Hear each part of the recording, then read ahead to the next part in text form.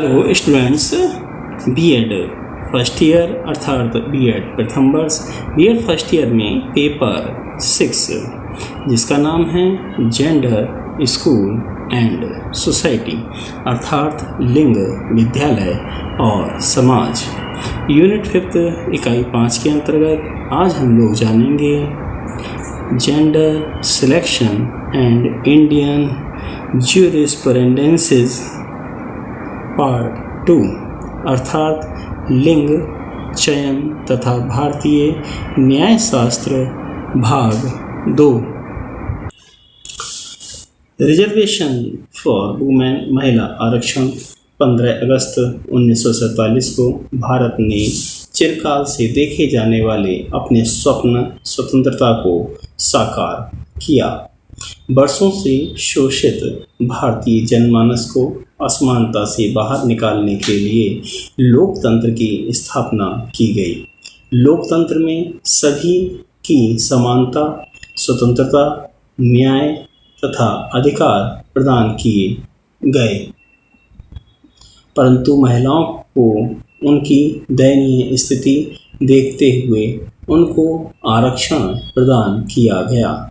स्वतंत्र भारत की लोकतांत्रिक उपलब्धियों को यदि परिगणित किया जाए तो महिला आरक्षण एक महत्वपूर्ण उपलब्धि है।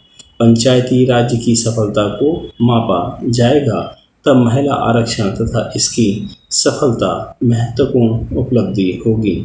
संयुक्त राष्ट्र की एजेंसी UNFPA ने अपनी ताज़ा रिपोर्ट में भारत में पंचायतों में आरक्षण के फलस्वरूप महिलाओं में उपजी नई चेतना की सराहना की है। आज सभी राज्यों में पंचायत के माध्यम से महिलाएं नए उत्साह और स्फूर्ति के साथ विकास की गतिविधियों में योगदान दे रही हैं। संविधान के 73 एवं 74वें संशोधन के पश्चात सभी स्थानीय निकायों में 1/3 आरक्षण मिलने के पश्चात करीब 25,000 महिलाएं पंचायतों में चुनी गई हैं, जो ग्राम प्रशासन और विकास को नवीन दिशा दे रही हैं। पंचायतों में कुल 28 लाख प्रतिनिधियों में से लगभग 10 लाख महिलाएं हैं, जो राजनीति के क्षेत्र में महिलाओं की सशक्त उपस्थिति का द्योतक हैं। महिला आरक्षण विधेयक 2005 में पारित हुआ, जिसके तहत महिलाओं को 33% आरक्षण प्रदान कर सत्ता में उनकी भागीदारी सुनिश्चित की गई। देश की जुझारू महिलाएं, जिन्होंने देश की राजनीति को एक नई दिशा प्रदान की है। 1917 में स्त्रियों के लिए राजनीतिक अधिकारों की मांग की गई।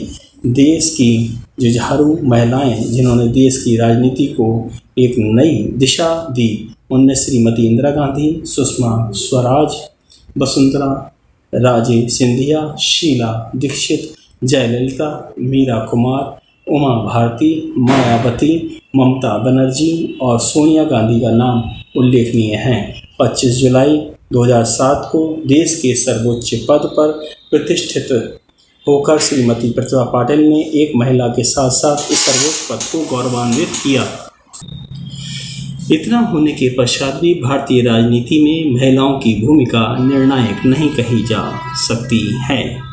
चुनावी आंकड़ों के अनुसार विभिन्न लोकसभा चुनावों में महिला मतदाताओं की संख्या में क्रमशः वृद्धि की सामान्य प्रवृत्ति दिखाई देती है तथा महिला मतदाताओं का उच्चतम प्रतिशत 59.2% 1984 के चुनावों में रहा। आंकड़ों से ये स्पष्ट है कि सभी प्रकार के चुनावों में 50% से अधिक महिलाओं ने मतदाता के रूप में सहभागिता की है तथा ये प्रतिशत 55, 57 और 59% तक रहा है, परंतु पुरुषों के मुकाबले ये अंतर 8 से 16% तक रहा है।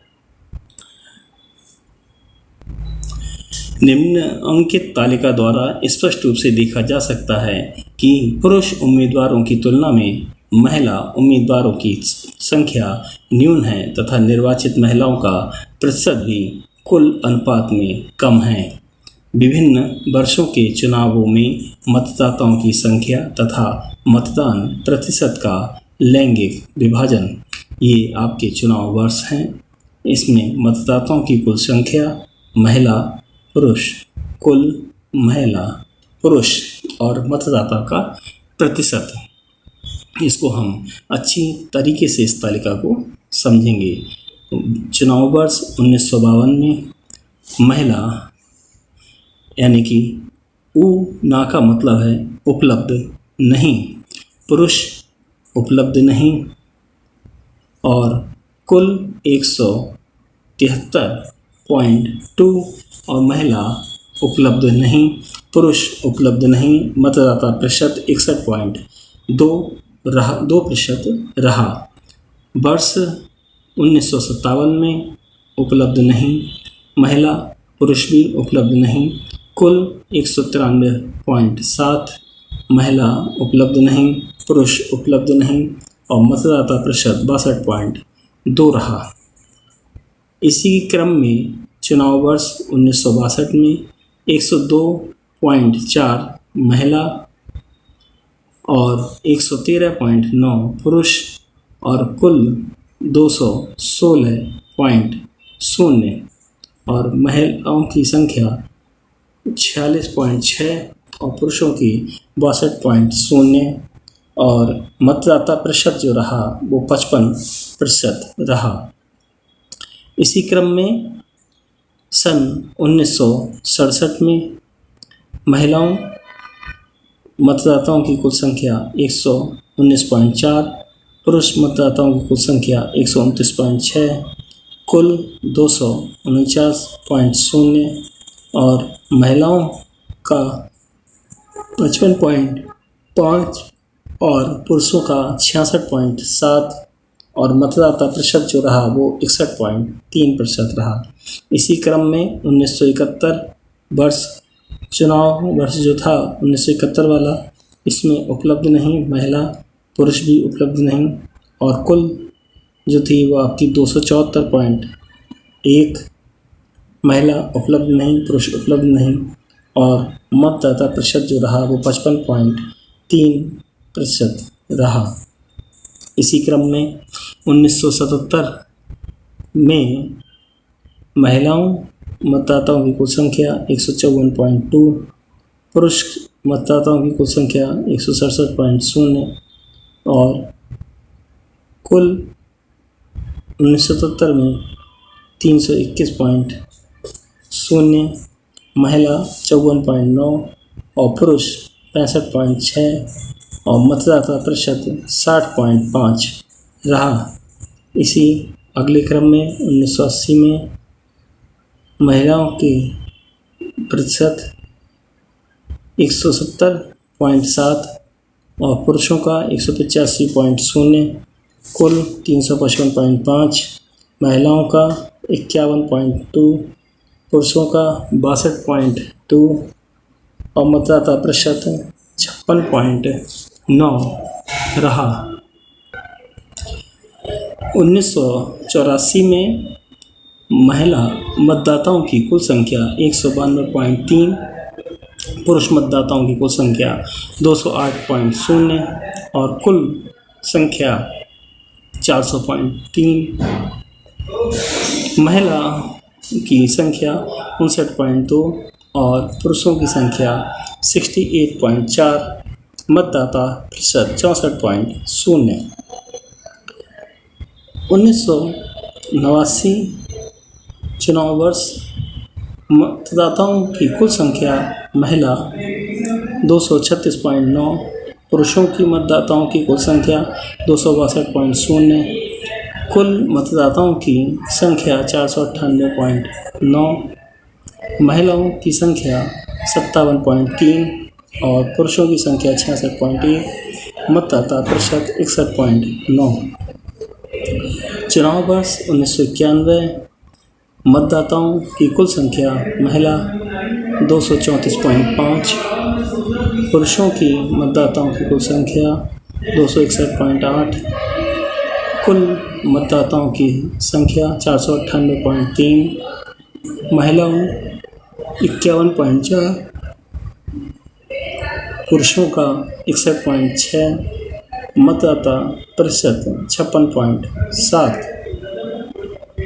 1996 में महिला मतदाताओं की कुल संख्या 282.8, पुरुष मतदाताओं की कुल संख्या 309.8, कुल मतदाताओं की संख्या 592.6, महिला की 53.4, पुरुषों की 62.1 और मतदाता प्रतिशत 57.9%।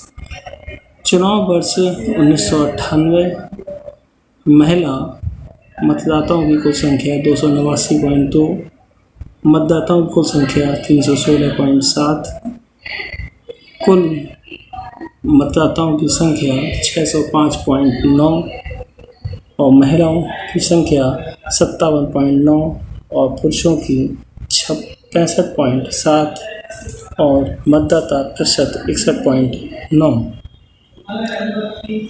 चुनाव वर्ष 1999, महिला मतदाताओं की कुल संख्या 295.7, मतदाताओं की कुल संख्या पुरुषों की 323.8 है, कुल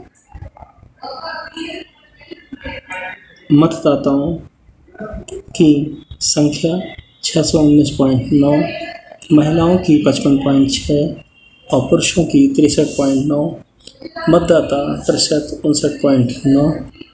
चुनाव वर्ष 2004, महिला मतदाताओं की कुल संख्या 321.9, पुरुषों मतदाताओं की कुल संख्या 349.5, कुल संख्या 671.4, महिलाओं की संख्या 53.3, पुरुषों की 61.7 और मतदाता प्रतिशत 57.6। निर्वाचन आयोग भारत सरकार नई दिल्ली के आंकड़े विभिन्न चुनावों में महिला तथा पुरुषों का निर्वाचन लैंगिक विभाजन अग्रलिखित तालिका द्वारा स्पष्ट है। इस चुनावी मतदाताओं की संख्या तथा मतदान प्रतिशत का लैंगिक विभाजन द्वारा हमने अच्छी तरह जान लिया कि मतदाताओं की कुल संख्या और चुनाव वर्ष में मतदाता प्रतिशत कितना रहा। Thanks for watching. धन्यवाद।